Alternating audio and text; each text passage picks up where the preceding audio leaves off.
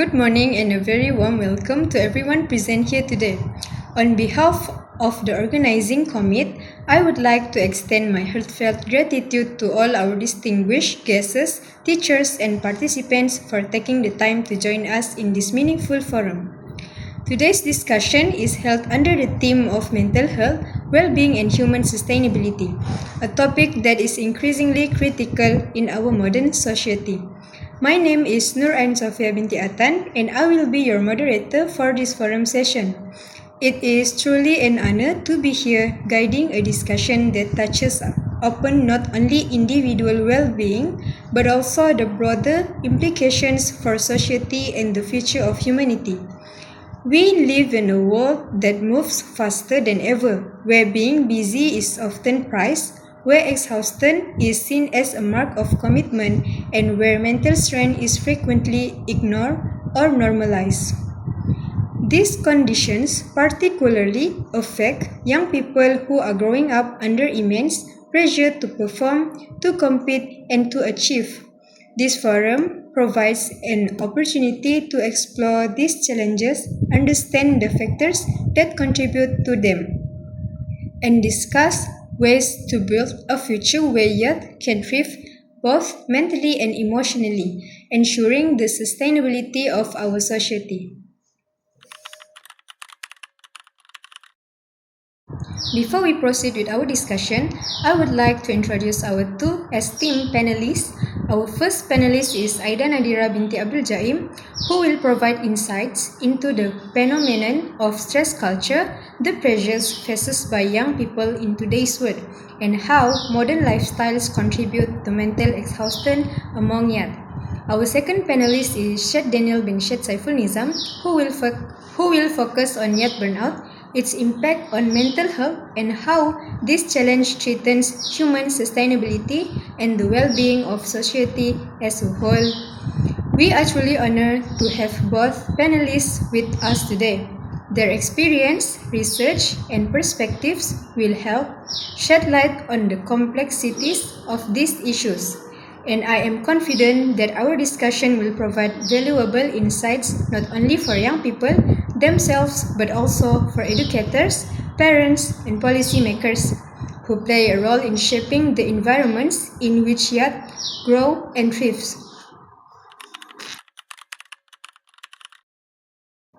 The topic of our forum is stress culture and youth burnout, a threat to mental health and human sustainability. In today's society, constant busyness is often seen as a normal, exhaustion is prized, and stress is sometimes treated as a badge of honor.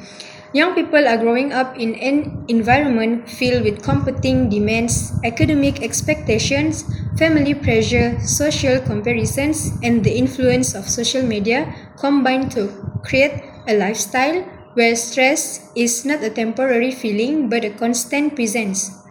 This phenomenon, often referred to as stress culture, normalizes mental pressure and glorifies overwork while frequently disregarding emotional well-being. As a result, many young people experience burnout, a condition of deep emotional and mental fatigue, loss of motivation, and a sense of detachment from daily life. This issue is not merely personal, it is a societal concern. When youth experience chronic stress and burnout, the stability and resilience of future generations are compromised, threatening the sustainability of human development. Today's forum will explore how stress culture develops, how youth burnout manifests, how it affects mental health, and why it is a critical concern for the sustainability of our society. To begin our discussion, I would like to invite our first panelist, Aida Nadira, to share their thoughts. Thank you, moderator. To understand youth burnout, we must consider that environment in which young people live today. Stress culture is built over time through societal expectations, cultural norms, and daily experiences. In modern society, stress is often seen not as something to manage, but as a normal part of life and even a virtue. Being busy is equated with productivity and exhaustion with dedication, while rest is stigmatized as laziness. Young people grow up internalizing these beliefs. They are taught that their value depends on achievements and measurable results. Failure is seen as a reflection of personal worth, and rest must be earned. This mindset pushes them beyond their limits because they fear of being left behind. Over time, constant pressure can weaken self confidence and make young people feel that they are never doing enough, no matter how hard they try. Academic pressure plays a central role in reinforcing this culture. Students are measured and compared at every stage, and success is often defined by grades rather than personal growth or well being. Many feel their future depends entirely on academic performance, creating anxiety and a constant drive for perfection. Social media intensifies this pressure by presenting curated images of success and happiness, encouraging comparison and self doubt. Cultural expectations further demand that youth appear confident and successful even while they are still discovering who they are. As a result, stress becomes constant and normalized. Without sufficient support, prolonged pressure leads to emotional exhaustion, detachment, and loss of motivation. The core signs of burnout. Youth burnout is not a sign of weakness, it is the natural consequence of a system that glorifies stress while neglecting emotional limits. If we continue to equate success with constant productivity, we risk creating a generation that associates achievement with suffering rather than growth, balance, and well being. Thank you, Aida Nadira, for that detailed and insightful explanation of stress culture and the factors that contribute to youth burnout. You have painted a very clear picture of how pressures from academics, school expectation, and even social media combine to create a lifestyle where stress is normalized and rest is undervalued. Your point about internalized expectations and societal definitions of success really highlight the complexity of this issue. Now, I would like to invite Shed Daniel to respond. In particular, we are interested in your perspective on whether stress culture is mainly created by external society system, as Aida Nadira suggests, or if there are other factors such as personal coping mechanism or psychological tendencies that you think play an equally significant role. I encourage you to build on what has already been shared and to offer additional insights into how these pressures are experienced by youth in real life. Thank you, moderator. I agree with Aida that stress culture is largely created by social systems and expectations rather than individual choice. Young people rarely option into a life of constant pressure. Instead, they adapt to the environment that surrounds them. Families, schools, communities, and media all reinforce the idea that success is measured by achievement and relentless effort, which sets the stage for stress to become a defining feature of youth life. However, over time, these external pressures are internalized. Young people begin to equate self worth with productivity, and even in the absence of direct pressure, they continue to impose expectations on themselves. Rest and relaxation can trigger guilt, slowing down may induce anxiety, and failure is interpreted as a personal flaw rather than a normal part of a growth. In this way, stress culture becomes both external and internal, shaping not only the conditions young people live in but also how they perceive themselves and their value in society. The internalization of pressure is what makes burnout particularly challenging to address because it persists even when opportunities for rest of support are available. Thank you, Daniel, for that insightful perspective. You have clearly explained how stress culture becomes internalized by young people and how it goes beyond just external pressures to affect identity, self-worth, and daily functioning. Your points about the psychological impact and the broader implications for human sustainability are particularly striking as they remind us that this issue is not only personal, it affects society as a whole.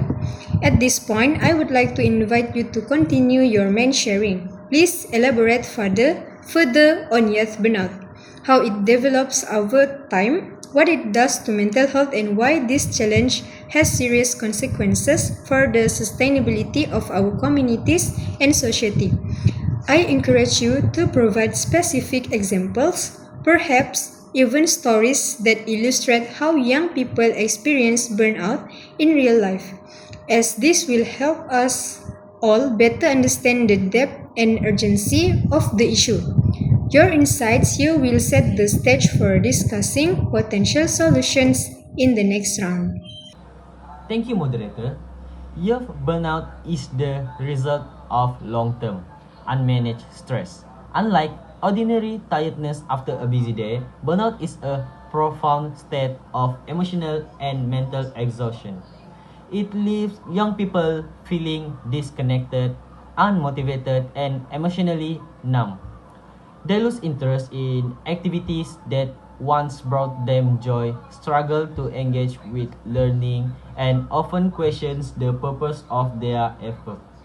Burnout affects not only mental and emotional well-being but also social functioning. As young people may withdraw from relationships and avoid social interactions, feeling incapable of meeting expectations. The consequences of burnout extend far beyond the individual. From a societal perspective, youth burnout undermines human sustainability. Human sustainability is the ability of a society to cultivate generations that are mentally strong, emotionally resilient, and socially connected. When young people grow up in chronic stress and burnout, they are less able to contribute creatively, to live effectively, or to maintain the cohesion of communities. Even if economic or technological progress continues, the human foundation of society weakens. Without mentally healthy youth, the future workforce is diminished. Leadership potential is compromised and social challenges are magnified.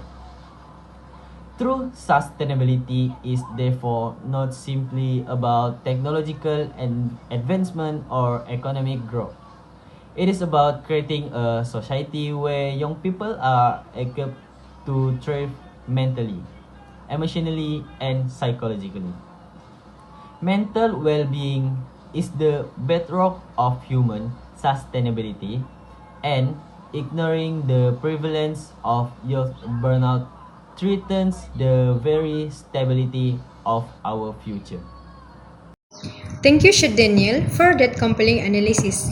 You have emphasized the emotional, psychological, and societal impact of burnout, and you have highlighted that without intervention, yet burnout can compromise the resilience and sustainability of future generations. Your points remind us that this is not just about individual struggles, but about creating conditions where society can thrive in a balanced and healthy way. Now, I would like to turn the discussion back to Aida Nadira. I encourage you to reflect on some of the ideas shared by Daniel and share your perspective. Specifically, do you view youth burnout as primarily consequences of internalized pressure, or do you still believe that external systems such as schools, families, social institutions, and cultural expectation continue to play the dominant role. Please feel free to discuss how these external factors shape the experiences of young people and what role, if any, internal coping mechanism play. Your response will help us deepen the conversation and provide a fuller picture of how both internal and external factors interact to influence burnout. Thank you, moderator. I agree with Chet that internalized pressure is indeed a key factor in youth burnout. Young people often push themselves and measure their worth by their achievements, which is a reflection of the internalization of stress culture. However, it is important to recognize that this internalization does not occur spontaneously. External forces, including schools, families, media, and cultural values, continuously shape young people's perception of success, failure, and self worth.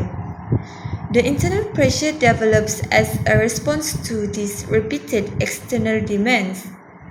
Therefore, while individual mindset is important, the root causes of burnout lie in the system and structures that perpetuate unrealistic expectations and glorify stress. Addressing burnout effectively requires systemic changes that redefine how society values efforts, achievement, rest, and mental health. Without transforming these structures, focusing solely on individual resilience will never be sufficient to prevent burnout. Thank you, Aida Nadira, for that insightful response and for highlighting the importance of systemic factors in youth burnout. Both of your perspectives so far have really helped us understand that this issue is multi-layered, involving not just personal habits or resilience, but also societal structures, family dynamics, and cultural norms. As we move into the next part of our discussion, I would like to shift our focus slightly. So far, we have examined the causes and consequences of stress culture and youth burnout. Now, we want to explore practical solutions and strategies. What can schools, family, communities, and young people themselves do to prevent burnout, reduce stress culture, and promote mental health and well being? How can we create environments where young people can thrive without sacrificing their emotional and psychological health? I would like to begin with Chet Daniel, who can share their perspective on practical approaches and interventions. Please feel free to discuss not only personal strategies but also larger systemic or societal changes that are necessary. Once Chet Daniel has shared, I will invite Aida Nadira to add additional insights, particularly around how structural and cultural shifts can complement individual strategies. Thank you, moderator. Addressing youth burnout is a complex issue that requires both individual and system action, and it cannot be solved overnight. One of the first steps is to recognize burnout early. Many young people do not even realize that what they feel is burnout. They think it is just normal stress or a lack of motivation. Teachers, parents, and mentors need to be educated to identify signs such as persistent fatigue, withdrawal from social activities, decreased academic performance, irritability, or emotional numbness. By recognizing these signs early, interventions can be implemented before the burnout becomes severe. Mental health education is equally essential. Schools should integrate programs that teach students not only how to manage stress but also how to reflect on their emotional state, develop coping strategies, and build resilience. From example, mindfulness sessions, workshop on the on-time management, and discussion groups where students share experience of pressure can help young people realize that they are not alone in feeling overwhelmed.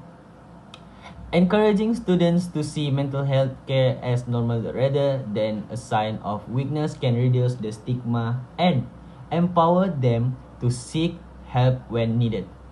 Families also have a critical role.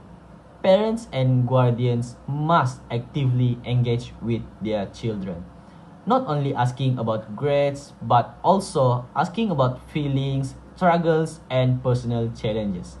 Families can model healthy behaviors such as taking breaks, practicing hobbies, or prioritizing sleep, showing that rest and emotional care are as important as achievement. When young people see these behaviors normalized at home, they are more likely to adopt them and resist the pressure to overwork themselves. Communities and society as a whole must also contribute by redefining the concept of success. Currently, success is often measured solely by achievement, awards, or social recognition. Thank you, moderator. I would like to build on what Shed has said and emphasize that systemic change is crucial. Individual strategies like mindfulness or time management are valuable, but they are not enough if social and cultural structures continue to glorify stress and overwork. Schools, for instance, can re examine assessment methods. Instead of focusing only on grades and test results, they could reward efforts, creativity, collaboration, and personal growth. By celebrating learning rather than just outcomes, school can reduce performance pressure and reinforce that value is not measured only by achievement. Families also play an important role. Open communication, empathy, and encouragement should be prioritized over constant achievement. Parents can normalize conversations about stress and show that perfection is not required. Celebrating small successes, encouraging hobbies, and allowing downtime without judgment can significantly support young people's well being. Communities must contribute as well. Public campaigns, counseling services, and safe spaces for youth to express themselves are essential. Many young people feel isolated because they fear of being judged. Creating supportive environments reduces burnout and strengthens resilience. Society also needs to challenge the culture of comparison, especially in the digital age. Social media often amplifies feeling of inadequacy through curated images of success. Teaching young people to critically evaluate online content and understand that every journey is unique can reduce unnecessary pressure. Ultimately, preventing burnout requires cultural change. We must value rest and emotional care as much as productivity. When young people grow up in such society, they can pursue their goals with passion without sacrificing their well being. Addressing youth burnout is not only about helping individuals cope, it is about transforming the systems in which they live so they can thrive both personally and socially. Thank you to both panelists for a deeply insightful and thought-provoking discussion. Today's forum has clearly demonstrated that stress culture and youth burnout are not merely personal struggles, but are social, cultural, and sustainability challenges that affect the future of our society. Mental health is not a luxury, it is the foundation of human sustainability. Without mentally healthy and emotionally resilient, young people society cannot thrive. No matter the level of economic or technological advancement, it is our collective responsibility to ensure that future generations are nurtured, supported, and empowered to grow in environments that value well-being as much as achievement. Let us remember that building a sustainable world begins with protecting the minds and hearts of young people who will lead it. Thank you again to our panelists and to everyone present for participating in this meaningful forum.